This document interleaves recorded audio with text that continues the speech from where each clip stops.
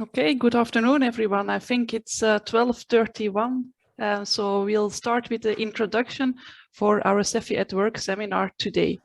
So our seminar is the kickoff of a series we have organized, and the series is on the methods in engineering education research, and it's offered to you by our special interest group of engineering education research. So this initiative in particular is being supported by 3 people. There's Jan. Jan, you can probably wave to the people. Yes. Esther. There's Esther. And myself. So the idea of this series is that we want to focus on research methods in engineering education research by giving the floor to a researcher with a high impact publication with a very solid methodology. So I think it's already an honor to be invited to do such a seminar, no? So what we want to do is challenge these people to share their insight in this research methodology in engineering education research. What will you get from these seminars? So our goal is that you will get some insights in the research methods in engineering education research that really goes beyond just the textbook information, because otherwise you could have spent your lunch break just by reading a book. So we want to challenge Anita to share some things you would not write in a book, but you would maybe tell to your colleagues in your research team when you're taking a coffee, when you're talking about all the frustrations you had while you were doing your literature survey or whatever. It's also an excellent opportunity to get to know some well-respected researchers and authors in the field, and of course to get to know the people in the wider community. So we are very happy that you are all here today, because this is an excellent opportunity for us to meet you. So today we have the seminar of Anita Campbell and colleagues, which is connected to the publication Growth Mindset, and we have connected it to the research methodologies he has been using, namely a systematic literature review. We're also very happy that we can already announce the next 2 seminars, because let's say a series would just be very lonely if we just had one. So on the 20th of April, we can already announce Patrick Wallin, who will be talking about exploring reflective diaries using thematic analysis. And even better, you can already subscribe for it, and the link is in the chat in case you already want to register. Then even for next year, we already booked our colleague Christian Couts on the 16th of November. You cannot subscribe for that, but I think you will have plenty of time later to consider if you want to attend this or not. So I now want to give the floor to Jan, who will be introducing Anita. Thank you, Tina, and a warm welcome to all of you. The first session today will be focusing on a systematic literature review and how that works. And of course, we want to combine that with some nice content, the growth mindset theory and interventions that were directed towards students in engineering education. Did it work or did it not work as intended? So after the presentation from Anita, we will have 2 parts in the discussion. One will be focusing on the methodology and questions that we will ask Anita, but you can ask as well as an audience. And in the second part, we will focus as well on the outcomes of the study and the implementations that it might have. So for now, Anita Campbell is connected to the Cape Town University, the academic support group program for engineering. And via the Center for Research in Engineering Education, she contributes both to the fields in the Southern Hemisphere and the Northern Hemisphere. She was at SEFI conferences and is also publishing in the European Journal for Engineering Education with a very nice contribution.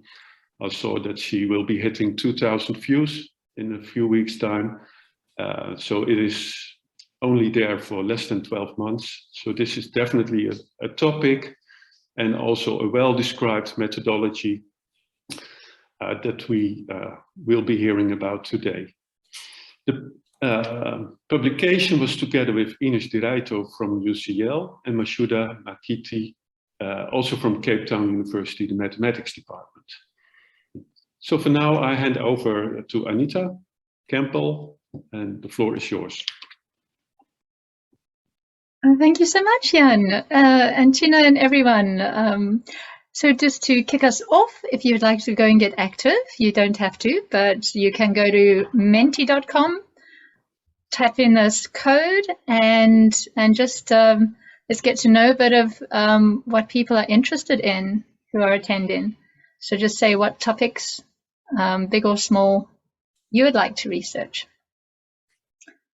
While you're doing that, I can just tell you a few other things. That was a real gift to meet Ines when she visited South Africa to do a workshop. And when I heard that she was in engineering education with a psychology background, I made a beeline for her at lunchtime and we got chatting, and by the time the 2-day workshop was done, she was saying we should really do a systematic literature review on growth mindset interventions in engineering education. And I was like, well, yes, we must. And so began a wonderful adventure. We brought along my master's student who just graduated last year, Direito Mokithi. Unfortunately, can't be here with us today, but he's actually pursuing PhD studies next. And yeah, we started off with a SEFI conference paper of work in progress, and that was a great springboard. We got feedback on that, and then we expanded and made a full journal article, and we got great reviewers' responses from that, and really strengthened the paper. Right, so I think I need to just, I can't get out of presenter mode to go and see my responses, to go and see this, so I think, okay, there we go.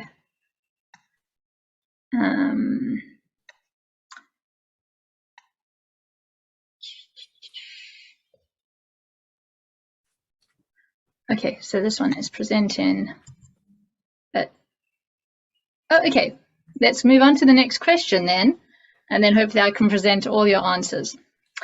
So the topic of our literature review is around growth mindsets. But okay, so on your screen you should see a little blue pop-up that says go to the next slide. And there are just 3 questions for you to do a self-assessment. Anonymously, I'm not recording your results or even using them for research.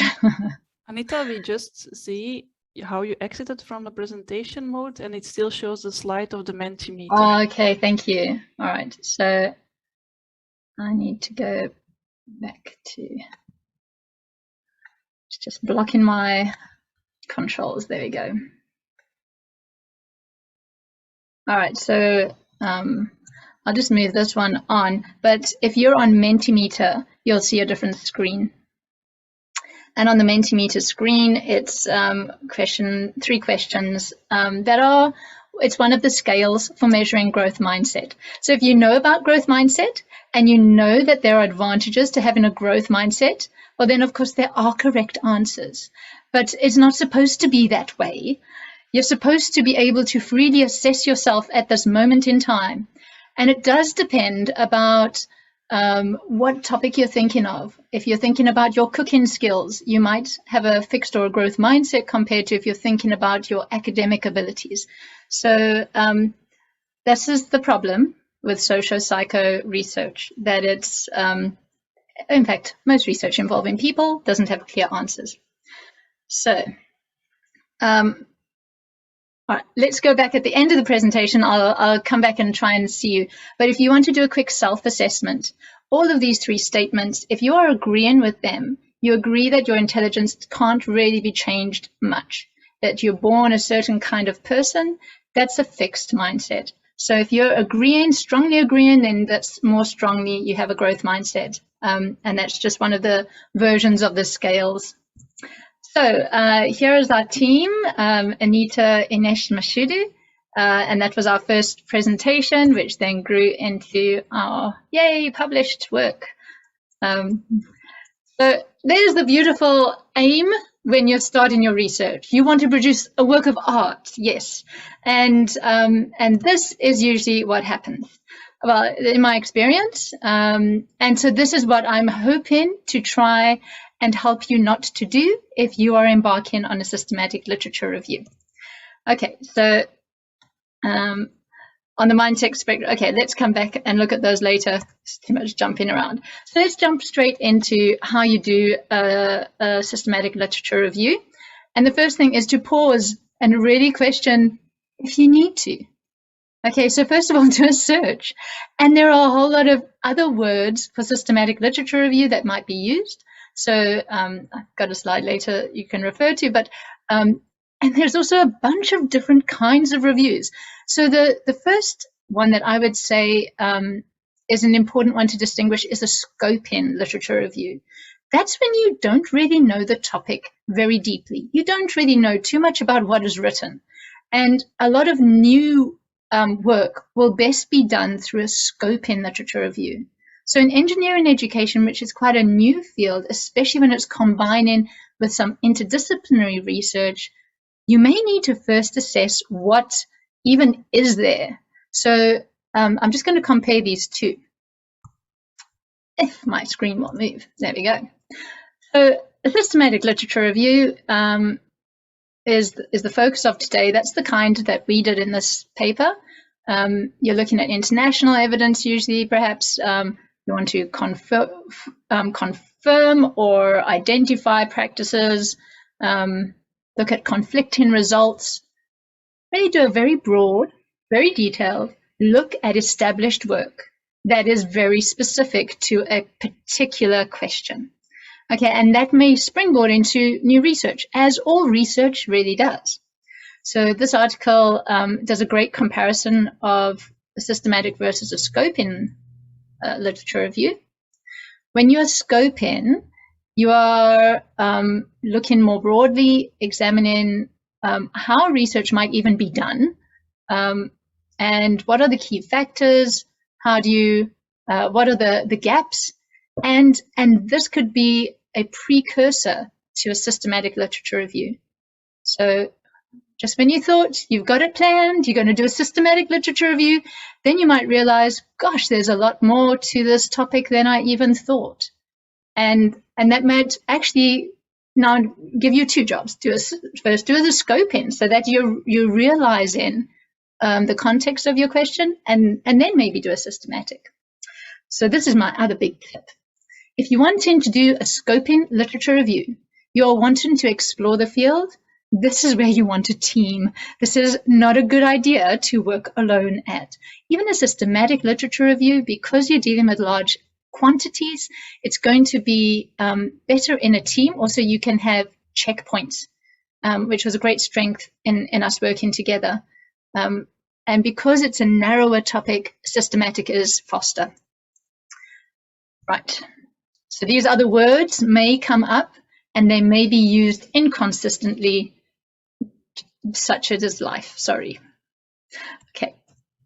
Here are a few screenshots of how you would go about even trying to narrow your topic. So I'm on Google Scholar here, and if I just search systematic literature review engineering, I just noticed from these first three that it's picking up a lot of things I'm definitely not interested in, which is software engineering, which, you know, at first I didn't know that there was so much. So you can adjust your search phrase just to say not with a minus sign in front of the term that you're wanting to exclude. So you've got to try and filter out to be able to look at now filtering out, I'm going to miss anything that included software engineering that was relevant, and so be it. So unfortunately, you just have to get comfortable with the fact that unless you're going into a very, very narrow topic, you are going to miss out on things that could be relevant. And so there are some techniques that try to cover that. We didn't use it, but one method is called snowballing. So if you find something that's relevant here, you go and read that article and look at its references to see if there's anything there that has not come up in your own search. And then from there, you can also go and look at the references in that one. and so on. Sometimes even it's just terms. You might find that where you're using systematic literature review, someone was using a different phrase and that came up quite a bit, you might adjust then to include that. Right, and then narrowing your question is vital. So instead of saying what is known, that might be something for a scope in literature review, but for a systematic one, you want something much, much more focused. So those examples. All right, this is my go-to guide, especially in engineering education for doing systematic literature reviews, this Borrego, Foster and Freud 2014 article. It is a very good map. Of course, you don't have to follow it exactly, but if you don't do most of the steps in there, you're going to probably be missing something crucial. If you are going to deviate, then you want to be able to just explain why.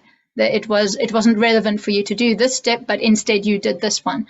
So I would recommend that as good practice to follow.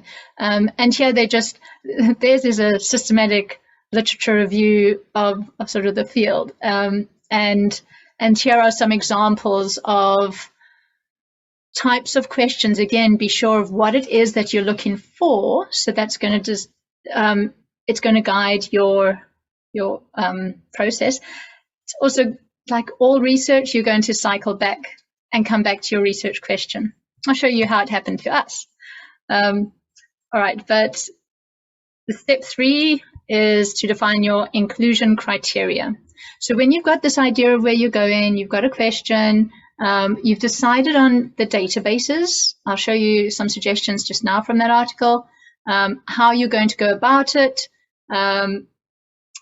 Then you're saying, these are the things that we're looking for, make a table of that, and then you can start working towards your search results. So here are the examples of the databases for engineering education you may want to consider. So because we were looking at psychology things, like info was definitely on our list, but we were not very interested in grey literature. In fact, we decided for this topic, we're after something that's well published, and we're only interested in peer review published articles or theses, master's or PhD theses. Did we include masters? None of them came up in the final result. I'm going to refer that to Inesh later if anyone wants to know. Okay, so this is the question we thought was a good one. It was, what interventions to develop growth mindsets have been implemented with engineering students, and what measures have been used to assess the effectiveness of the interventions? It wasn't a good question in the end. We only discovered that after we'd written the paper and done the search. Because then we came back and realized we're getting information about things like gender and the size of the data sets and so on. So we actually split this in 3 questions. So yes, how effective are different interventions to develop growth mindsets? We had to define what that meant. So that was another thing to do. What measures have been used in assessing the effectiveness of these interventions, and who benefits? We didn't know we were after that 3rd one until it popped up. And so we could narrow from those questions. We narrowed what our focus was to get our terms. And then when we thought, because there's a lot of things about high school level work, and we found middle school was a good thing. We could eliminate a lot of unwanted things. We wanted experiment, intervention, and these words malleable or incremental are the original terms for fixed and growth mindsets. And that wasn't any good either. Okay, first of all, we discovered it wasn't all that good because some of the databases don't allow you to use the suffix star. Some do, and if they do, that's great. So instead of, as it says, compare star instead of compare or comparison, it will search them all. But after some days of frustration, I figured out engineering village doesn't allow you to use a star if it's in inverted quotes. This is where my biggest tip of the day comes. Make friends with a librarian. The subject librarians have been through this. Find one who specializes in doing literature searches and and in fact, get them to actually first check your search string. Say, here is my question. Does the search string seem good? Can you just like run a few checks to see if you think, I'm missing something here? Because that's their field of expertise. I should do a little poll quickly to find out, has anyone actually used a subject librarian? Because for 10 years, even through my studies, I hardly used a subject librarian. And I should have. Okay, so if also the search string is too long, then you're going to have to just choose a bit of it, search out of that, and when you get the results, search through those results again. It's boring, but that's what it is. Usually that happened thankfully for us, the databases that didn't actually have a lot of the searches. I mean, any new information. All right, so that was our first one, boing, and there was our second one. So it did become huge, but that's because we needed to adjust for taking away the stars inside of inverted commas and so forth. And then now you get to the juicy part where you analyze your results. And this looks very impressive. This is where you need to be very methodical. There is no room for being artistic and creative. You want to have a process that everyone follows and you don't deviate from it. And what I think we could have done better is when you are eliminating something, because you scan through even the heading and you realize that this is not an intervention study, although they used the word somewhere, and you want to quickly eliminate it, you should tag why you are eliminating it.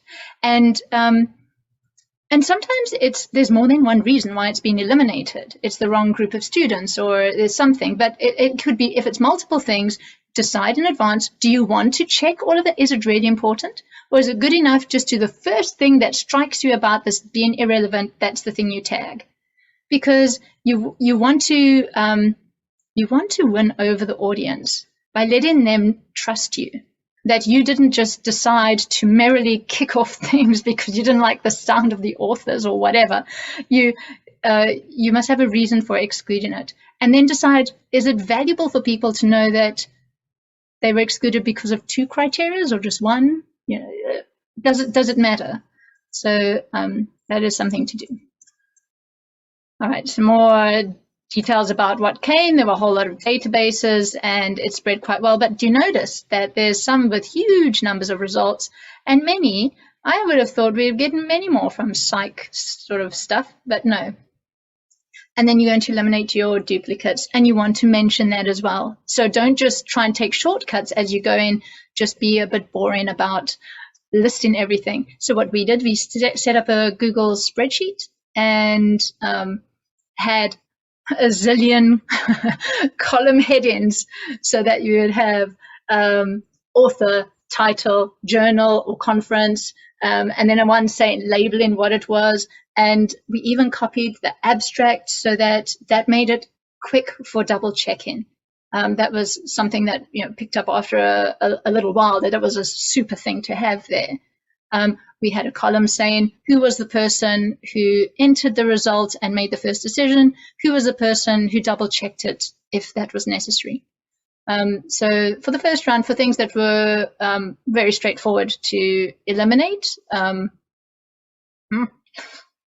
exactly remember if we did all the double checking, but certainly for the ones that needed some more filtering, then you want to be sure that if you are eliminating something that does seem relevant, that there is a very tight reason and it's double checked, at least double checked. Okay, so here's an example of, again, what seems like overkill, but this will really keep you calm and grounded when you reach these things. Is this in? Is it not in? It's sort of an intervention, but they didn't measure anything. And so you need to have a well-defined table of what makes it in and what makes it out and what was the purpose behind that decision. Okay, and then coming towards the end, there are a couple of ways that you want to present the process that you followed. So here is the example of what we used at the end of our article. In our article, we broke down our process into search, eligibility, and synthesis. and we just included in brackets the numbers saying why they were excluded and so forth. There are other styles. So this is where there's a bit of artistry. If you like lots of arrows, you might prefer something like this one from a recent systematic literature review somewhere else.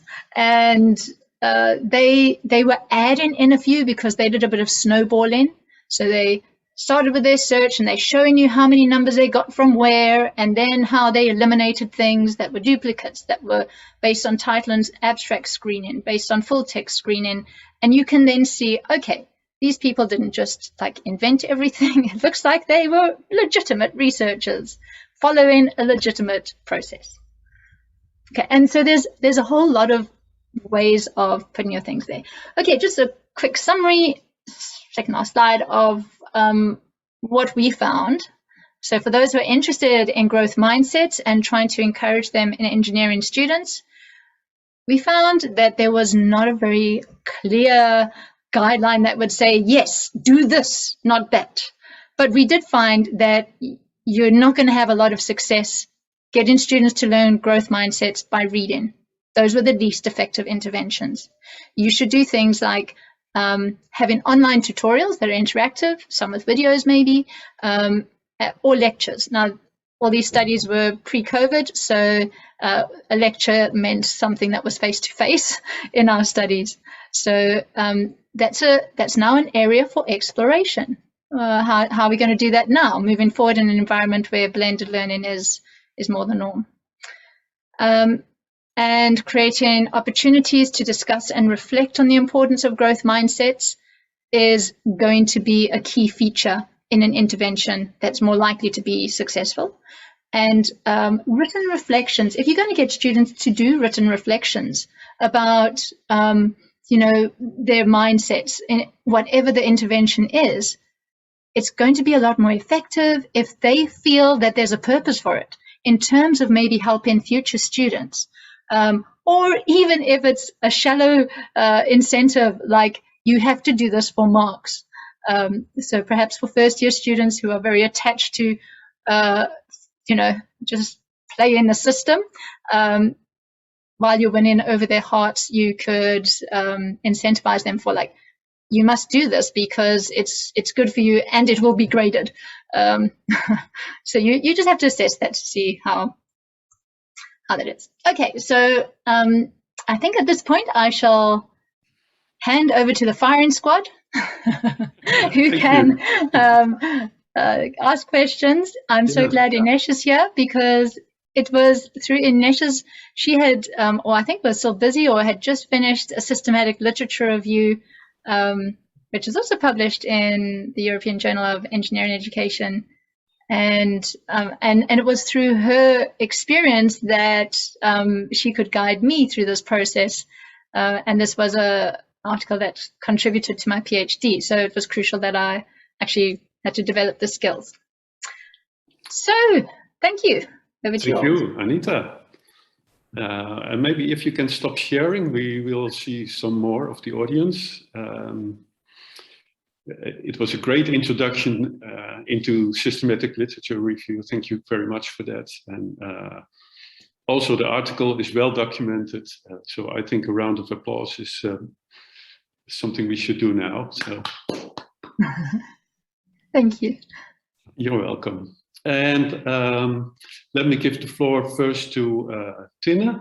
And yes, Anita, I wanted to ask you a question regarding your research question, because like you mentioned in your presentation, you start with an original one and then you do all the searching, and then you found out that maybe our research question was not that well defined, and then you showed how you have been adapting it, making it more specific. So if in retrospect, do you think with experience or with whatever, you could have done a better run in the first round by defining your research question? And do you think in your case it was somehow a problem that you had to reformulate your research question, or was it okay that just to refine it based on the criteria you find and then go along with that? Or was there a threat that you have to redo everything you have been doing so far, like searching, defining the query, inclusion, exclusion criteria, etc.? Yes, so that's a great question, because of course there is this terrible fear that you're going to have to start all over again. And there's hundreds of things you've looked through, you have to look through again. In fact, I did a bit of that.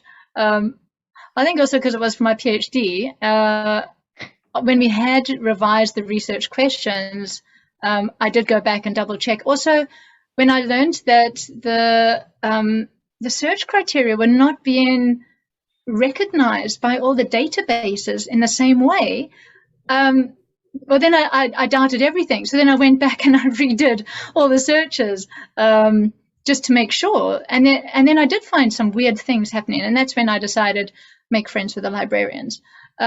So in some cases, it didn't really matter because we were gathering information on these things anyway. And so the research questions then fitted better what results we were finding. It's just that when we wrote about them, the reviewers came back and they said, but why are you writing about this? This isn't one of your research questions. And we were like, you're so right. We need a research question that asks this because we're answering it. So that was a happy one because that was just really refining the process. And I'm sad to say that this keeps happening in my research, that I do the research. And then after the review, I realize I haven't asked the right question, but the research is sort of there. And then it's, thankfully it doesn't scratch everything out, but it does mean that the research question can be still revised, even at the very end process of the whole thing. I get very frustrated when that happens because I feel it's the wrong way around. But that's my experience, and I think I will get better at doing that, perhaps with more experience, to try and refine it. So I think chatting to other people, speaking about your work, maybe makes you reflective about, are your questions really answering that? So when you have a corridor conversation with someone about your research and they look a little bit confused about a few points, then perhaps you need to do a tweak. But on the other hand, I think your research question was not a bad one, but it's like when you were doing it, you were finding richer content.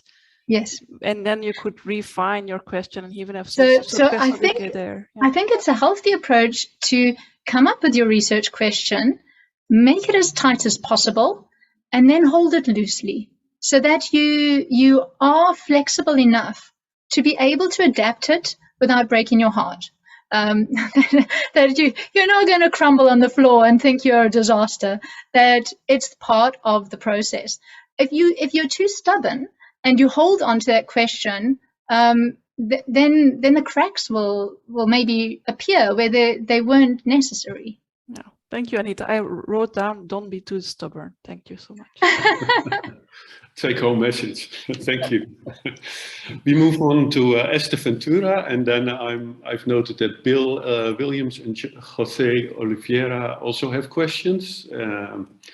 So you can raise your hand or put a question in the chat, whatever you like. We move to Esther now. So thanks, Anita, and thanks for going through the process so carefully, because that I think is useful. But one thing that, just following from also what Tina asked you about, is perhaps the choice of the methodology that I wanted to know a bit more about. You very early on said that we just said we have to do a systematic literature review, and I guess at the time you thought that is the best way to go for this particular exploration. Did you have any kind of doubts in your mind at some point, perhaps, or did you explore other possibilities, other methodologies? Okay, well, that one was easy for me because I had Inesh. So Inesh had just done a systematic literature review. She also had a background has a background in psychology, and so also the readings that I had done on growth mindsets had let me know that it was quite a well-established theory that had been used in education context quite a bit, enough that there should be sufficient research specific to engineering students. So from that perspective, it was already narrow enough. Secondly, I had never heard of a scope in literature review, so I didn't know any better. That was fortuitous because, Inesha already had the background knowledge that could guide, yes, a systematic literature review was appropriate. And when I did later speak to librarians, they were also in agreement that this is a focused systematic literature review topic. Whereas when I was approaching them about some other research, and I was like, yes, I think a systematic literature review, then they questioned that and said, are you sure a scoping one isn't actually what you first need to do before you narrow down to where you are? And that came from having some dialogue with them. So again, that's where I would say go to people who are perhaps in the know, and then you've got to dabble. You don't know what you don't know, and you can't know it all. There's way too much to be able to see the boundaries of the research field. So you're going to have to make some choices and some sacrifices and then get some backup. Also, I can tell you that being able to say in our article that we spoke to subject librarians who had checked our search was very valuable. I think Inesh maybe has something to add. Yes, absolutely. Oh, sorry about that. I think that's a really important point, Anita, checking everything with the librarians because they are the experts. But going back to why we decided to go for a systematic literature review, it was really clear from the beginning that Anita wanted to understand what interventions were out there and if they worked or not. So there's a lot of quality assessment that she was interested in doing. And that really falls under the remit of a systematic literature review. A scoping review would be useful to know how the landscape looks like, but it doesn't include this assessment criteria, whether those were good interventions or bad interventions according to the inclusion and exclusion criteria that Anita had in mind. Okay, either for Anita or for Ines, at some point you decided to focus on the student side and not on the teacher side, but that is also an actor in this, I guess. Can you comment on that? Well, I can, because my background is that I've taught students for 20 years, and that's where my interest is. I'm interested in helping my students to improve. So I teach in an extended degree program where students who've come with top marks from school for maths have failed maths at university. And so the growth mindset theory really spoke to me about how this might be holding back some of my students. But where I'm at now is that I'm realizing that perhaps to have a greater impact on students, you need to have a whole climate. So in fact, you need to focus on the lecture. So I think that's where I've almost been pulled, like a current is pulling me towards looking at how lecturers, or perhaps even the broader university support system, might be influencing students' growth mindsets. Okay, thank you. Let's now move to Bill Williams. Maybe you can unmute yourself and ask your question. Anita, I found that very useful. A couple of comments. As a reviewer, I found myself reviewing quite a few submissions on systematic reviews, and two of your recommendations I think are really pertinent. Firstly, where you say that the Borrego article was very useful for you. I mean, when I'm reviewing, I look to see if they mention the Borrego article, because like you say, it's kind of the go-to one, and that should be there, even if you perhaps don't agree and end up choosing a different source. I think that's kind of the one that is the essential reference to have in there. And also what you were saying about trying to focus the research questions, because again, when I see one that has this really broad research question, my heart starts to sink. So I think you're really on giving very useful advice there. A couple of quick questions. One is, will your slides be available? Because I think for anybody thinking of setting out on this path, they would be really useful. And a second part of my question, sometimes I've heard people talking about the Prisma protocol for systematic reviews. Have you any comments on that? I'm not familiar with it myself, but it seems to come up quite a bit. Any comments? I would say yes, I'm happy to share my my slides, and I will refer to Inesh or anyone else in the room to answer question 2. I'm afraid I don't have knowledge on that. Or do I? So the Prisma bill it's an acronym for preferred reporting. I forgot what the I means, but for meta-analysis.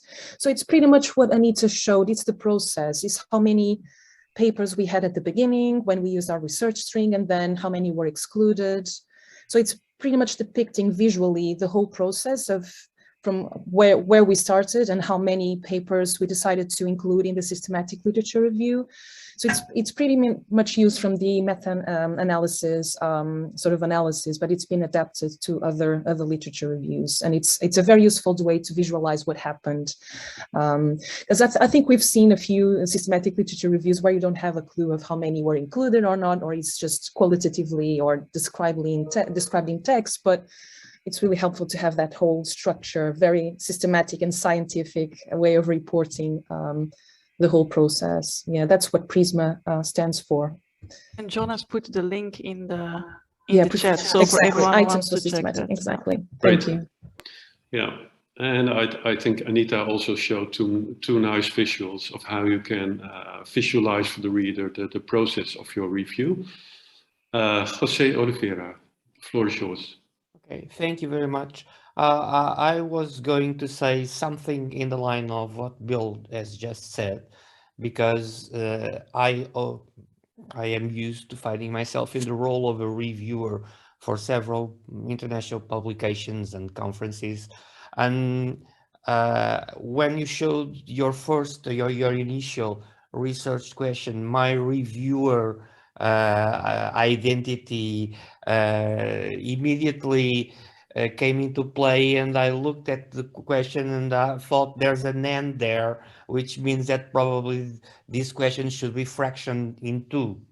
And when Bill said, when I see a very long question which is not very well defined or objective, my heart sinks, and that happens to me as well. And that's something that my experience as a reviewer has helped me to be aware of and to look into that. So, but my question to you is, because we know that there are an enormous variety of reviewers and feedbacks you get from reviewers. You can either get one sentence, you can either get one paragraph, or in some cases you can get really useful piece of text that really shows that the reviewer analyzed your paper and gave you thoughts on that. And my question to you was, how helpful were the reviewers' comments in defining the research questions?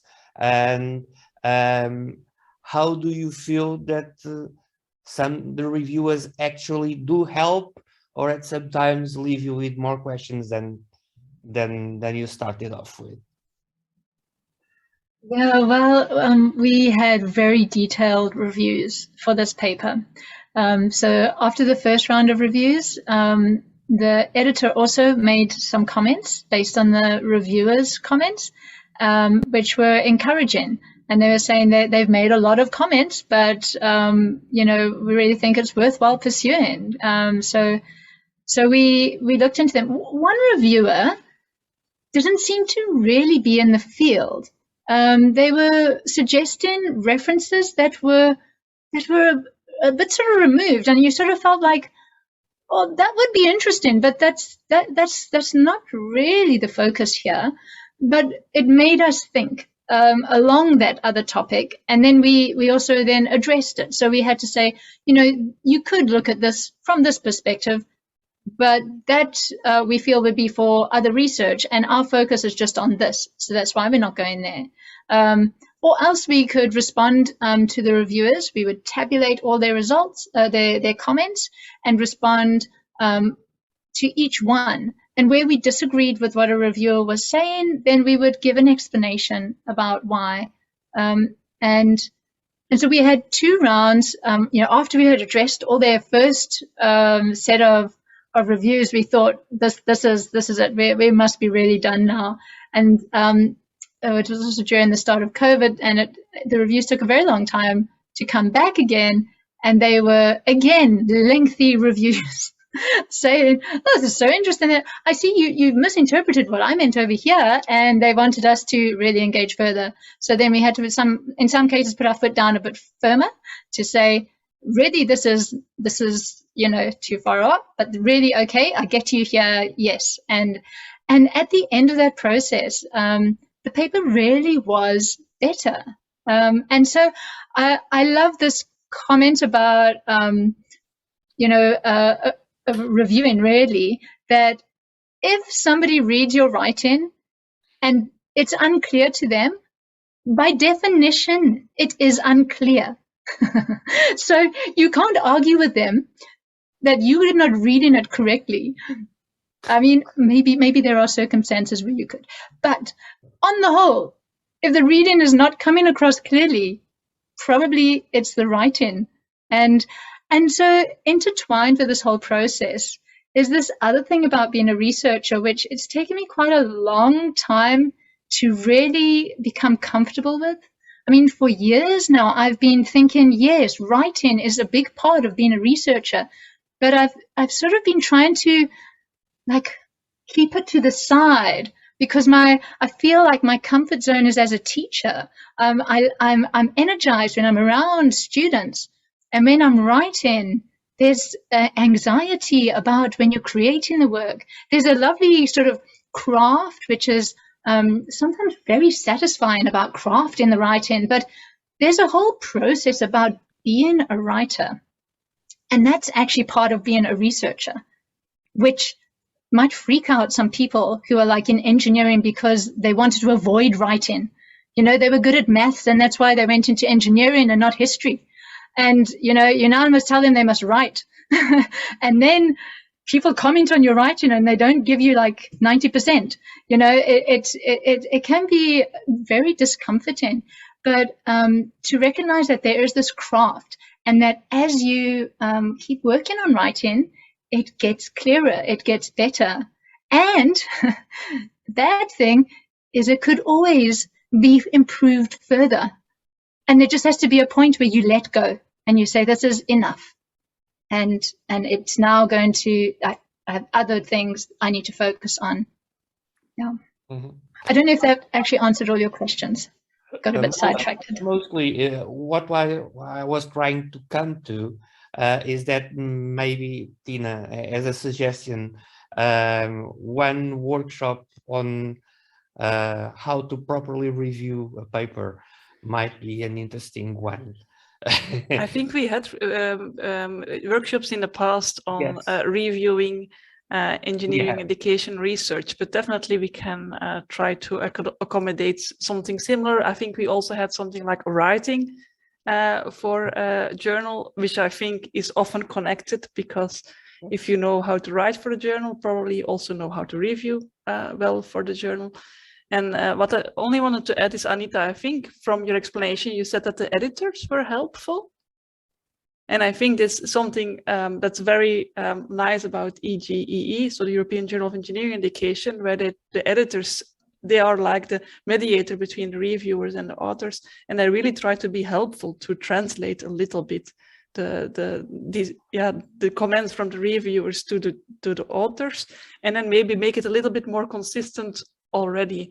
And definitely like the supporting nature is something I've heard also in the past from EJEE. Yeah, and I think they believe in the growth mindset of the authors, so that's also helpful.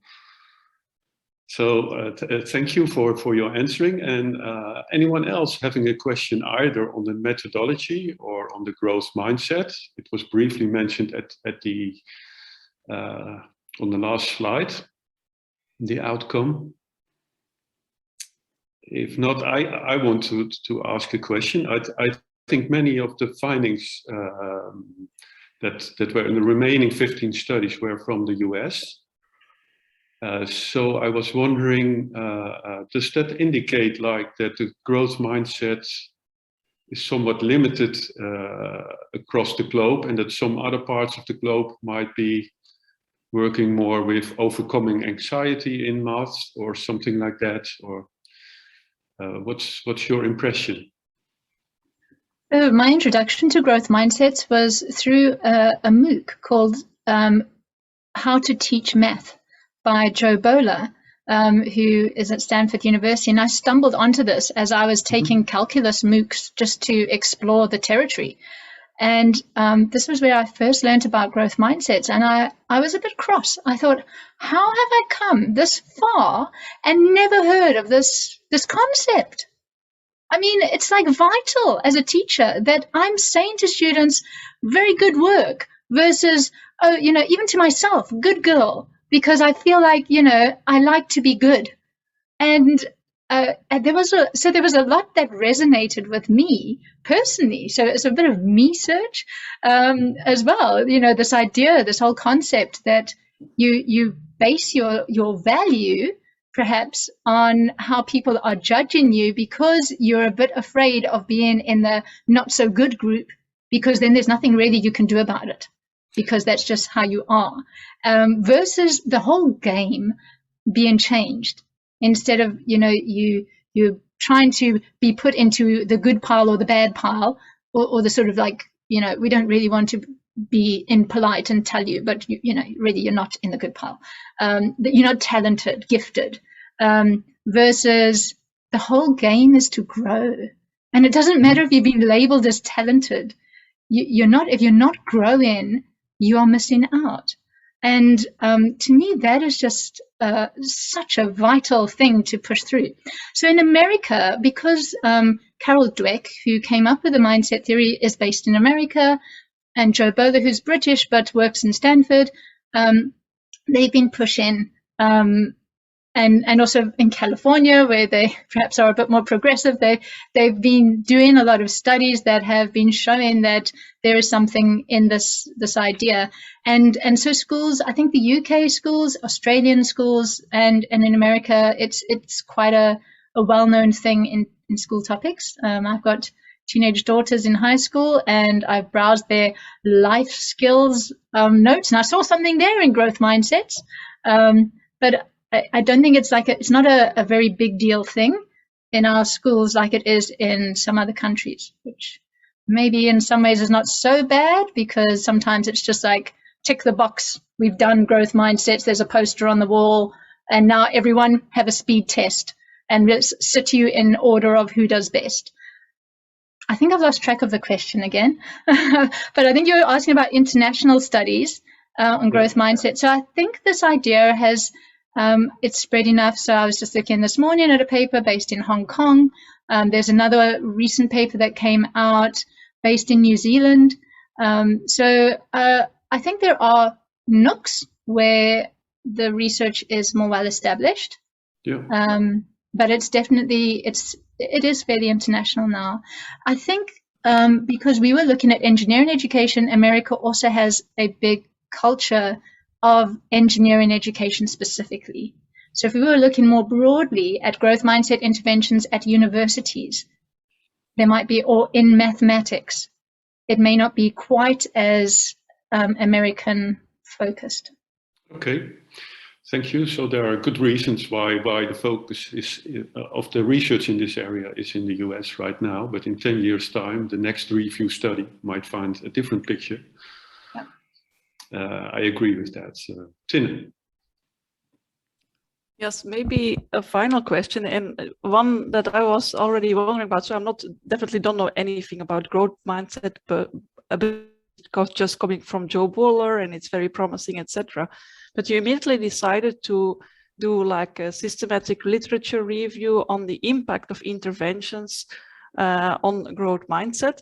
But then I was wondering, like, more fundamentally, is anything known on the causality of the impact of growth mindset on learning in general or on well-being? So, and is it not something we should wonder about before we start studying how effective interventions are on engineering students? Yes, so there was, I felt, enough evidence about having a growth mindset is good for you academically. If you have a fixed mindset, you are less likely to take risks. You are, and the irritating thing for me, you're not going to read the witty and insightful comments I put on your test because you're not even going to look at it. You know, so the students are not going to learn from their feedback. They're going to just say, oh, I got a bad mark, and hide from it.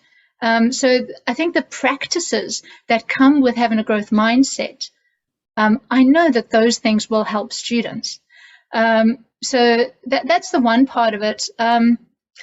The other part you were saying was, what is it about? Like do we know what is actually being impacted? Is it like and the well-being connection? Yeah, yes. so is it just because students feel better, or is it because as you dive into a little field, you come up with more questions, and so that's what's really now I'm interested in. That exact thing is how can a growth mindset so how is it linked to your well-being? Because what I'm seeing is that behavior seems to be another key factor here, and these sort of cogs, they work together in intricate ways. You know, they don't sleep very well for a week. You know, they might have a great growth mindset, but they'll sit in class and they'll just like not want to engage with anything, and then things could spiral down. So if you're not looking after keeping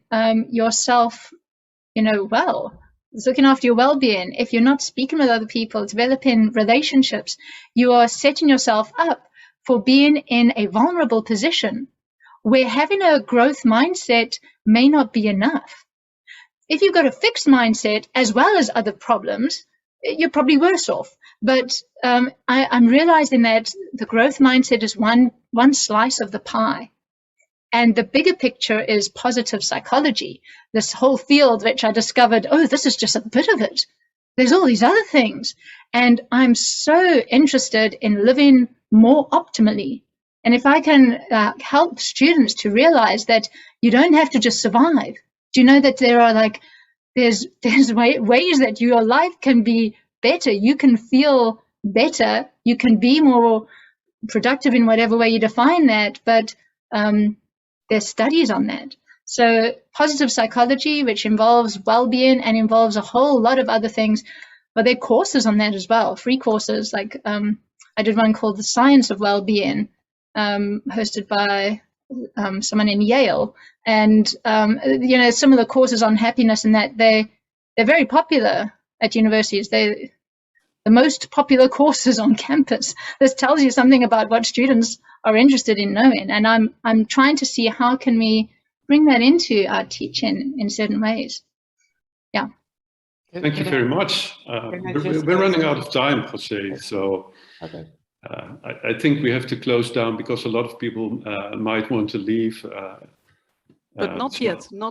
We want to close. So I don't mind if you hang on a bit. So Tina is having the final slides.